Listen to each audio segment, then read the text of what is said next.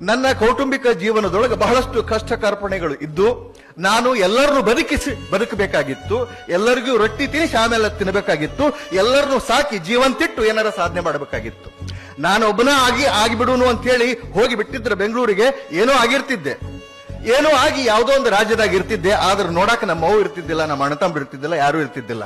ಆದ್ರೆ ನಮ್ಮ ಅವ್ವನ್ ಜೀವಂತ ಇಟ್ಟುಕೊಂಡು ಇವತ್ತ ನಮ್ಮ ಅವನ್ನ ನನ್ನ ಮನೆಯೊಳಗೆ ಇಟ್ಟುಕೊಂಡು ಪ್ರತಿಯೊಂದನ್ನು ದಿನಾಲೂ ಹೊರಗೆ ಬರೋ ಮುಂದೆ ನಾ ಹೋಗಿ ಬರ್ಲೆ ಅಂತ ಹೇಳ್ತೀನಿ. ಅಂದ್ರೆ ನಾನು ಕೋಟ್ ಹೆಂಗೈತ್ ನೋಡ್ಬೆ ಅಂತ ತೋರಿಸಿ ಬರ್ತೀನಿ ಆಕಿಗೆ. ದಿನಾ ಒಂದ್ ನಮನಿ ಕೋಟು. ಖುಷಿ, ತಾಯಿಗೆ ಖುಷಿ.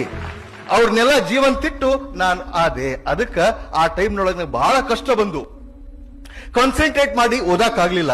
ಡಿಪ್ರೆಷನ್ಗೆ ಹೋಗಿದ್ದೆ, ಆಲ್ಮೋಸ್ಟ್ ಡಿಪ್ರೆಷನ್ಗೆ ಹೋಗಿದ್ದೆ. ಇನ್ನೇನು ಸೈಕಿಯಾಟ್ರಿಸ್ಟ್ ಕಡೆಗೆ ಟ್ರೀಟ್ಮೆಂಟ್ ತಗೊಳ್ಬೇಕು ಅಷ್ಟು ಡಿಪ್ರೆಷನ್ಗೆ ಹೋದವ.